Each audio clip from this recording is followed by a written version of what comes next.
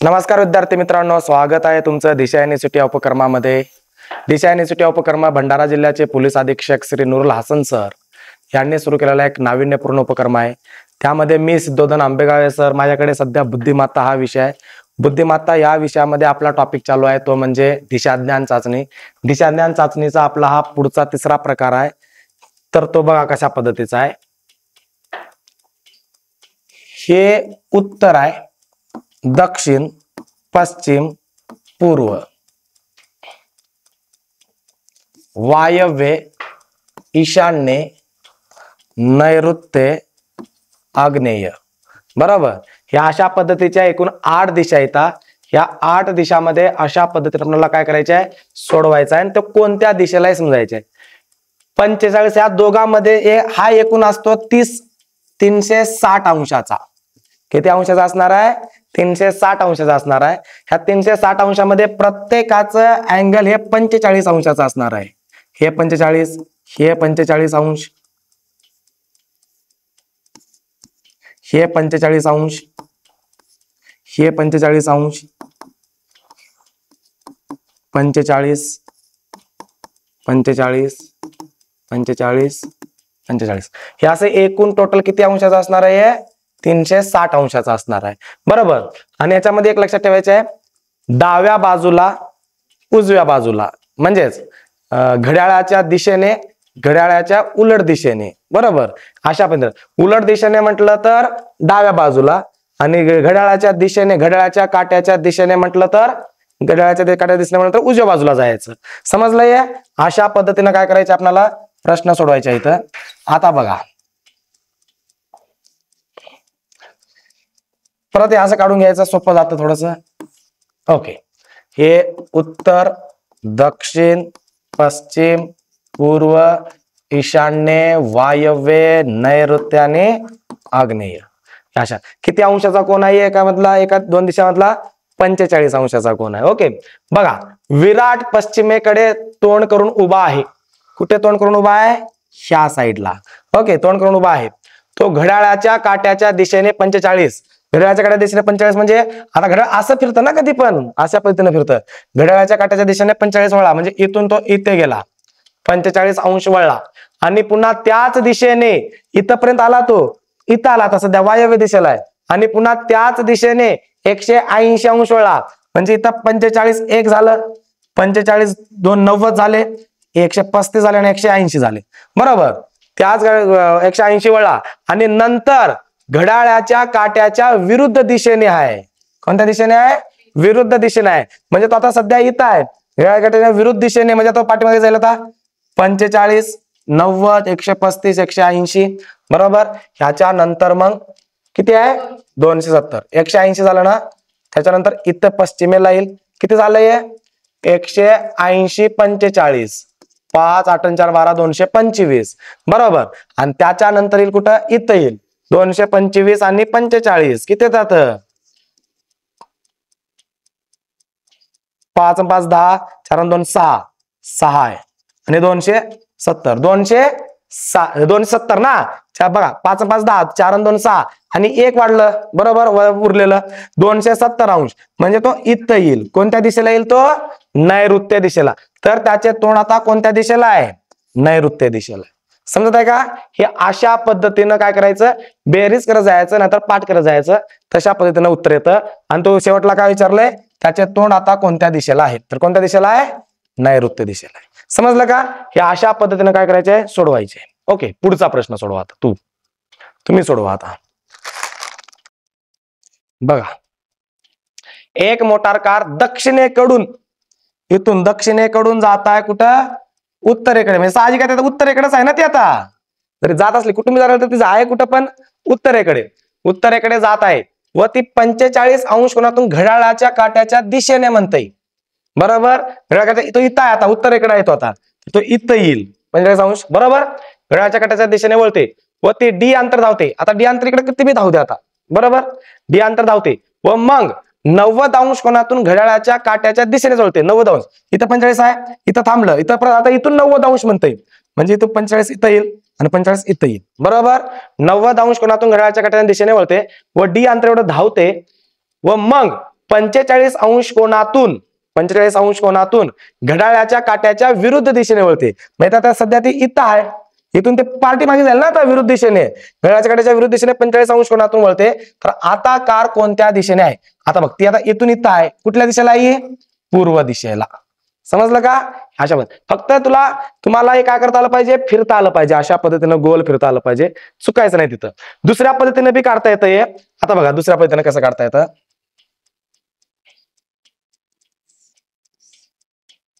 Okay, दुसऱ्या पद्धतीने बघा. आता एक मोटार कार दक्षिणेकडून उत्तरेकडे जात आहे.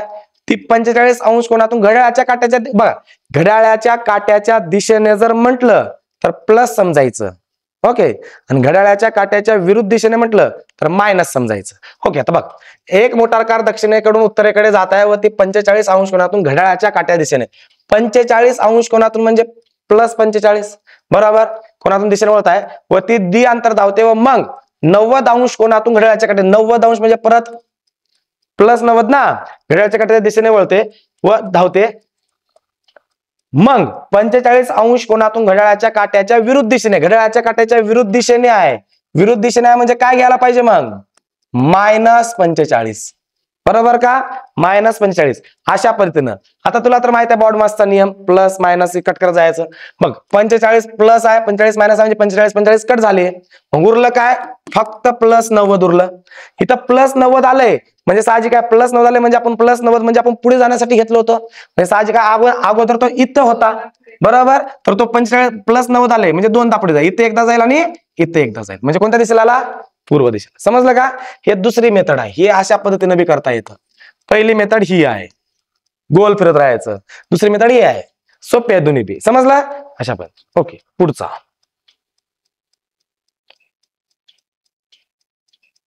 सोडवा. आता इथं तेवढं अंतर नाहीये तर तुला काय करावं? दुसऱ्या मेथडनं सोडवावं लागेल. एक उत्तर दिशेला तोंड करून उभा आहे, उत्तर, दक्षिण, पूर्व, पश्चिम. आता बघा, एक व्यक्ती उत्तर दिशेला म्हणजे इथं तोंड करून उभा आहे, इकडल्या साईडला उत्तर दिशेला तोंड करून उभा आहे. प्रथम तो उजवीकडे म्हणजे इकडल्या बाजूला ना, घड्याळाच्या काट्याच्या दिशेने उजवीकडे म्हणजे काय येईल? प्लस. उजवीकडे कोणात 47 कोणात वळतो. नंतर डावीकडे 128, किती? मायनस येईल ना, डावीकडे म्हटल्यानंतर मायनस 128 कोणात वळतो. नंतर परत उजवीकडे म्हणजे प्लस 33, परत उजवीकडे प्लस 33 वळतो. पुन्हा उजवीकडे किती? 138, बरोबर. हे अशा पद्धतीने काय होणार आहे? उत्तर येणार आहे. आता बघा, ह्या दोघांची काय करायचं? आता बेरीज करायची आपल्याला, बेरीज वजाबाकी करायची आहे. इथं प्लस मायनस आहे तर इथे ह्या 100 बघा, इथं प्लस आहे, इथं मायनस आहे म्हणजे काय होईल? मायनस होईल. 128 मधून 47 गेले, किती येतात? 81. मोठ्या संख्येचं चिन्ह इथं दिलं आपण. ओके, आणि इथं किती लिहायचं? 8 आणि 3 11, हातच्याला 1, 3 आणि 3 6 आणि 1 7, 1 ला 1, 171 आलं, बरोबर. 171. आता प्लस मायनस होईल, मायनस होईल. 171 मधून 181 गेले, किती येतात?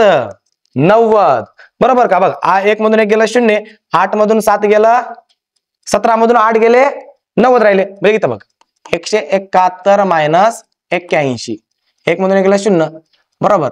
7 मधून 8 जात नाही, मग 17 मधून 8 गेले 9, म्हणजे किती उरलं? 90. इथं 90 उरलं, पण मोठ्या संख्येचं चिन्ह 171 ला, साहजिक मोठी संख्या इथं मोठ्या संख्येचं चिन्ह देऊन घ्यायचं. प्लस 90 आलं, किती आलं? प्लस 90. तो मुळात अगोदर होता किती? उत्तरेला होता. प्लस 90 आला म्हणजे कुठं जाईल? इथे एकदा 45 होऊन जाईल, इथे एकदा. आता तो सध्या कोणत्या दिशेला आहे? मग पूर्व दिशेला. समजलं का? हे फक्त एवढं जमलं पाहिजे अशा पद्धतीनं. ओके, ठीक आहे. पुढचा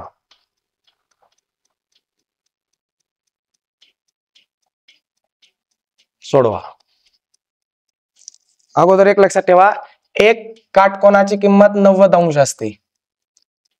बघा इथं बघा, समजा ते तर आकडेवारी दिलं नाही पण आकडे घ्यायचे. इथं समजा तुम्ही वायव्य दिशेस तोंड करून उभे आहात. कुठल्या दिशेस आहे? इथं वायव्य आहे, वायव्यत आहे. इथं ईशान्य आहे, इथं उत्तर आहे, इथं पूर्व आहे, इथं आग्नेय आहे, इथं दक्षिण, इथं नैऋत्य आणि इथं पश्चिम, बरोबर.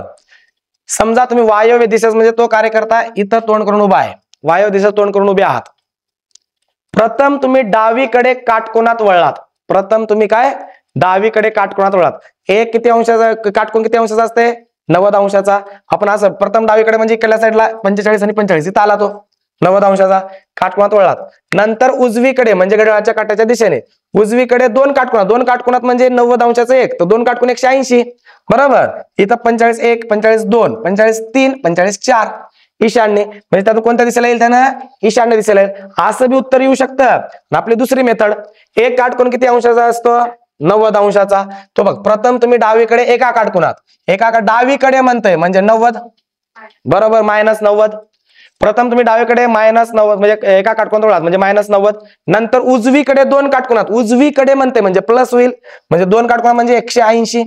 बरोबर का नाही? आता प्लस मायनस मायनस होणार आहे. 180 मधून 90 गेले 90, मोठ्या संख्येचं चिन्ह देऊन घ्या.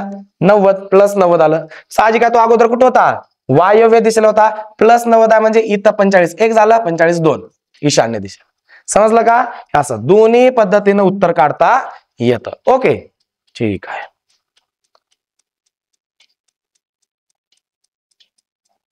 सोडवा. ओके, बघा उत्तर ईशान्य, पूर्व, आग्नेय, दक्षिण, नैऋत्य, पश्चिम, वायव्य. ओके, एका व्यक्तीचे मुख कुठल्या दिशेला आहे? पश्चिमेकडे आहे. ती व्यक्ती घड्याळाच्या काट्याच्या दिशेने म्हणजे साहजिक आहे इथं येईल एकदा 45 अंशातून वळते. पुन्हा घड्याळाच्या काट्याच्या दिशेने किती? 180 अंश. आपण आता तेवढं मोठं गोल फिरण्यापेक्षा आपण काय करू? सोप्या जाऊ आपल्या दुसऱ्या पद्धतीनं. ती व्यक्ती घड्याळाच्या काट्याच्या दिशेने म्हणजे प्लस 45 बरोबर. पुन्हा घड्याळाच्या काट्याच्या दिशेने म्हणजे प्लस 180, कारण घड्याळाच्या काट्याच्या दिशेने आहे ना 180. नंतर घड्याळाच्या विरुद्ध दिशेने म्हणजेच काय? -270 तून वळते. तर आता तिचे मुख कोणत्या दिशेला आहे? बघा आता 45 आणि 180 किती जातं? 225 बरोबर. 225 - 270 बरोबर. 250 5 ला 5 8 4 12 12 ने 1 ऑप्शन 1 म्हणजे आजच्या 1 उरला. 1 आणि 1 2 225 -270 जास्त असं बरोबर. 200 आता प्लस मायनस आहे म्हणजे मायनस होईल. 270 मधून 25 225 गेले 45 उरले. मोठ्या संख्येचं चिन्ह द्यायचं. 270 मोठ्या संख्येचं म्हणजे काय येईल इथं? -45 बरोबर. तो मुळात सुरुवातीला कोणत्या दिशेकडे तोंड करून उभा आहे? पश्चिमेकडे. -45 आले तो डावीकडे 1 अंश वळेल बरोबर. डावीकडे म्हणजे इथे येईल बरोबर. त्याची दिशा कोणती असेल? नैऋत्य. कोणती दिशा असणार आहे? नैऋत्य. समजलं का? अशा पद्धतीने. Okay okay. सान्वी पूर्वेकडे काही अंतर चालत जाते आणि तिच्या डाव्या बाजूला 90 म्हणजे इथून ते इथे जाईल बरोबर. उत्तरेकडे जाईल. डाव्या बाजूला 90 अंशात वळते. नंतर ते 50 मीटर चालते. बघ आता इथं आहे. इथून ते 50 मीटर इकडे कुठे काय जाणार? पण ते राहणार तर उत्तरेकडेच आहे. त्यामुळे ते आयोग कशाला फिरवण्यासाठी एकाने थोडंसं मध्ये काही असं गोष्टी आणत असतं. 50 मीटर चालते. आता ती तिच्या उजव्या बाजूला, ते आता उत्तरेकडे आहे, ती आता उजव्या बाजूला किती? 135 45 90 आणि नंतर किती येईल? 135 बरोबर का? म्हणजे आता ती कोणत्या दिशेला आली आहे? आग्नेय दिशेला आलाय. आग्नेय दिशेला ती आहे आणि इथं 15 मीटर चालते. ठीक आहे, इकडे चालू आपण 15 मीटर नाही चाललं तरी चालतं. ओके, पण ती दिशा मात्र आग्नेयला आहे. आता तिच्या डाव्या बाजूला कोणती दिशा निर्देश करते? आता तिच्या डाव्या बाजूला, आता हिचं तोंड आग्नेयकडे आहे तर साहजिक डावी बाजू इकडे असेल. तिच्या डाव्या बाजूला एक तर पूर्व आहे, पण पूर्व ऑप्शन मध्ये आहे का? तर ते ऑप्शन मध्ये नसेल तर या पूर्वला सोडून द्या. आपण ईशान्य आहे ऑप्शन मध्ये, म्हणजे तिच्या डाव्या बाजूला कोणती दिशा आहे? आता ईशान्य आहे. कोणती दिशा आहे? ईशान्य. समजलं का? इथं काय म्हटलंय? ती कोणत्या दिशेला हे म्हटलं नाही, तिच्या डाव्या बाजूला कोणती दिशा आहे म्हटलंय. मग ती कोणती दिशा आहे? मग ईशान्य. समजलं? अशा पद्धतीने. नसेल तर आपल्या भाषेमध्ये दुसऱ्या पद्धतीनं तिची अगोदरची डाव्या बाजूला म्हणजे -90 बरोबर. -90 त्याच्यानंतर आता तिच्या उजव्या बाजूला 135 म्हणजे उजव्या बाजूला म्हणलं 100 प्लस येईल ना, उजव्या बाजूला 135 बरोबर. 135 मधून 90 गेले किती उरले? 135 मधून 90 गेले 45. मोठ्या संख्येचं चिन्ह इथं बरोबर का? मोठ्या अगोदर ती कुठं आहे? पूर्वेकडे आहे. 45 प्लस आले म्हणजे साहजिक आहे ते पुढे उजवीकडे वळेल. इथं म्हणजे कुठे येईल? आग्नेयला. आले. आता तिच्या डाव्या बाजूला कोणती दिशा आहे? तर इथं आग्नेयला इथं आहे तर ईशान्य डाव्या बाजूला आहे. समजलं? या अशा पद्धतीने. ओके, ठीक आहे. धन्यवाद.